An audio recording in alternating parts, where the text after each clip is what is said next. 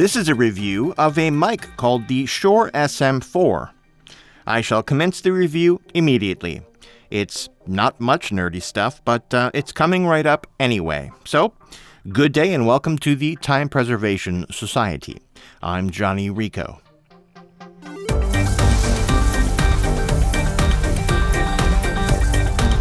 What can I say about the SM4? It was released in 2024, which was the Wild Robot and Nosferatu ago. Nosferatu, isn't that kind of like Bram Stoker's Dracula? I feel like it was a direct ripoff, kind of. In parts, mostly. Anyway, the SM4 comes in a box. It's a nice box. Inside the box lets you know that your home studio has now been upgraded. So there's that. Inside the box is a famous Shure leatherish mic pencil case that you get with the SM57 or the 58 and other Shure mics. Also in the box is the mic and also a mic mount. It's not a shock mount, but I think you can get the upgraded mic kit that includes a shock mount when you buy the SM4. The SM4 is a very simple side address condenser microphone. There are no buttons or switches on its body. It is extremely well constructed. It's all metal with a grill that has absolutely no give. You gotta give it to Shure for always making robust microphones. The SM4 will last a lifetime, I think. Inside the grill of this mic is a dual-diaphragm 25mm brass capsule that sits behind an internal pop filter. Also, the mic has patent-pending interference shielding. Basically, the mic is a Faraday cage. It will block out any and all RF interference. That's cool. It has a frequency response of 20 Hz to 20 kHz and can take a sound pressure level of 145 decibels, which is actually really high. It has an XLR connector and it requires the kind of phantom power that you'll find in the sale bin of a Bargain Harold's or as a free gift in a box of Mr. T breakfast cereal. Or just the regular phantom power on your interface will work exactly the same. The mic weighs about 450 grams. That's exactly a pound. It measures... Oh, hold on a second. Let me just find my trusty old measuring tape here. This side again. You know, this measuring tape was used by computer programmer Dennis Nedry when he was measuring some dinosaur embryos to see if they would fit into a fake Barbasol can so he could smuggle them out of a park he worked at. I found it in the mud on an island off the coast of Costa Rica, I think. Anyway, it measures 150 millimeters long with a diameter of 50 millimeters. It's 6 inches by 2 inches. The Shure SM4 is $199 and if you like the sound of this mic the way you're hearing it now, please use the link in the description below. I've included it there. It remains the same price for you, but I will get also a small commission that will not come out of your pocket. It'll come out of the pockets of the billionaires. Cheers. So this is what this mic sounds like on spoken word in my studio in this space right here. I'm currently recording on a Sound Devices MixPre 6.2 and have not processed the audio in any way other than a limiter in case my face head gets too loud. Let's hear what the SM4 sounds like in the booth. Alright, so we're in the booth with the Shure SM4, and this is the sound of it in a booth, which is non-reflective and very, very quiet. So you can hear it in an environment that is, conducive for voiceovers and other such things. Anyway, what do you think of this sound for a voiceover? Because you might be looking at this video saying, is this something that I want to buy for my voiceover booth? That's why I do these things. And here is what it sounds like. Is this something that you think would be good? I noticed it has a little bit of self-noise. I'm not sure if that's my headphone amp, but I'll be able to tell soon. This is the very first time I've actually plugged it in. So you're watching this video after I've tested it a bunch of times, but this is the very first time I'm actually plugging it in. So I'll have to listen back. But yeah, this is the sound of the booth. What do you think? Let's go back to the video and continue it. All right. Yeah, it has a bit more self-noise than I'd like. I had to look it up. It's 17 dBA, I think. Not extraordinarily terrible, but not great. Totally manageable, though. Okay, so I went to record some acoustic guitar tests with this. Literally just brought out my acoustic guitar and was just going to strum, just think of something to do. And I wasn't going to write a song for this video, but then I accidentally wrote a small song. So, yeah, I recorded it. 100% of what you hear was recorded using the SM4. Here it is.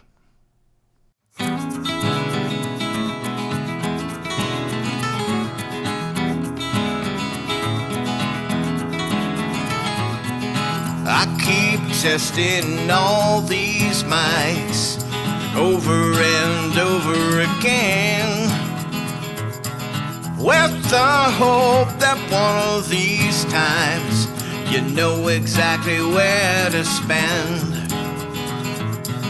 Some mics are great and some are bad, and that's the point of these songs.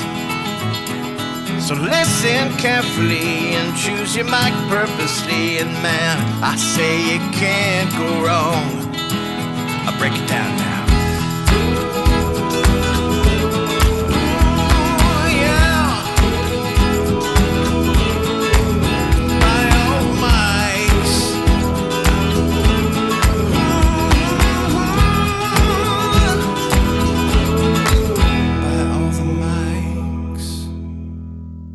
So up till now, you've been hearing only the SM4. Not bad, you might be thinking. So let's put this mic up against some similarly priced mics. Here we go. Let's switch. So this is the Rode NT1 4th generation, which is like, I don't know, $250? Is this the 4th generation or the 3rd generation? I don't know. It's a decent mic at its price. Not terrible, not fantastic, but not terrible, but not fantastic. I'd say the NT1 is perfectly usable for most applications. All right, so this is the sound of that. By the way, I had to bring the gain down by a good 10 decibels when I plugged in the NT1 from the SM4. All right, so let's switch back to the SM4. And we're back on the Shure SM4. What do you think? Do you like the sound of the NT1 or this SM4? Yes. Let's try another mic. This time, let's make it interesting. And here's the $200 Rode NT1a, which is still the worst microphone ever made in Earth's rich history of making microphones dating back 250,000 years. Not in 500,000 years has a mic existed that is so bad that it causes listeners to leap off ranch-style buildings and or douse themselves with evaporated kerosene in an attempt to escape its horrid shrill, I've heard. So let's go back to the SM4 before we all get turned into stone. And we're back on the SM4, and not a moment too soon, if you ask me. I feel like I've effectively saved all of your lives. You're welcome. Okay, how about one more for good measure? All right, so this is the SE Electronics sE4100. It's priced at $349, so $150 more than the SM4, but it's a great microphone. I mean, this in a mix, it's amazing. And for voiceover, it will take on the characteristics of whatever preamp you put in front of it in a way that's different than other mics. I don't know. But it's very balanced and natural sounding. I really enjoy this microphone. And now let's switch back to the SM4 so you can hear the difference between them. And we're back on the Shure SM4. So let's see. I did the price. I did the measuring tape bit. I did some comparisons. I even did a song when I wasn't even meaning to. So what's next? What's left? My conclusions. It's okay. It does the job. It's built like an outhouse that is made of bricks, so there's that. It's kind of missing a full low end, though.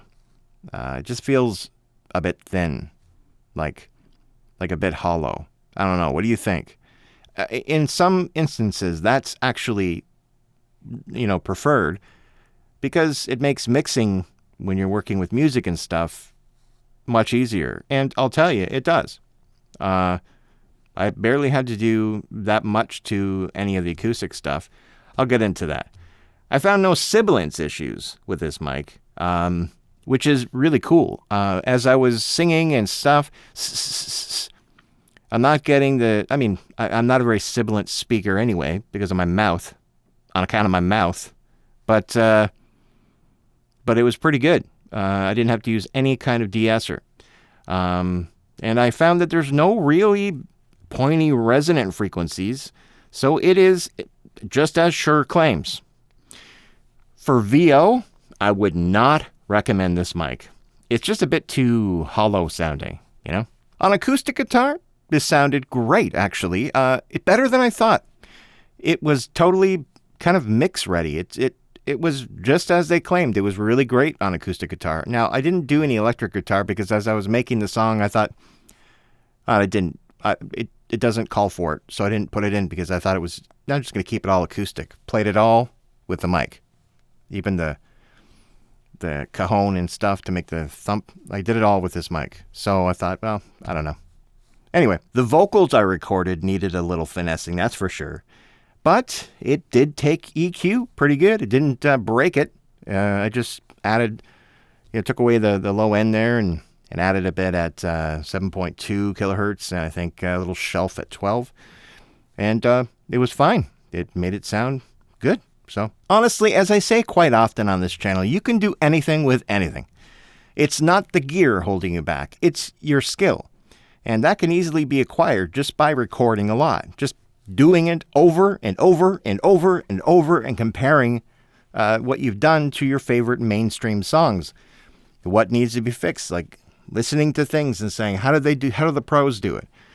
That's what I did. Years and years of doing it over and over and over again. No matter how much training I had, it needed experience is what it did. And I still don't think I'm a great mixer. I just like to make songs. But what do I know? I'm just some guy.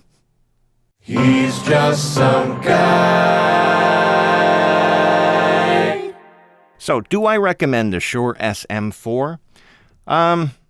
I will say it's easy to work with when recording, but there are better options for around the same price. For the money, I'd rather go with a Rode NT1. Or better yet, save a bit and grab the SE Electronics sE4100. Every mic in the friggin' world is better than the Rode NT1a, so no worries there. This will beat the crap out of it.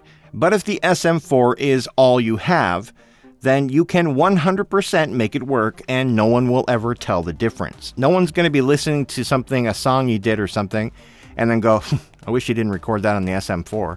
No one's going to know. If you know what you're doing, anything works. You can do anything with pretty much anything as long as, it's not really junk like the NT1a.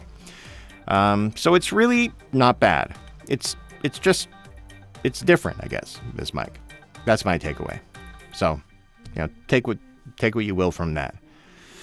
Well, that'll just about do it for all of me here at the Time Preservation Society. Never surrender, never retreat, never give up. Bye now, in transmission.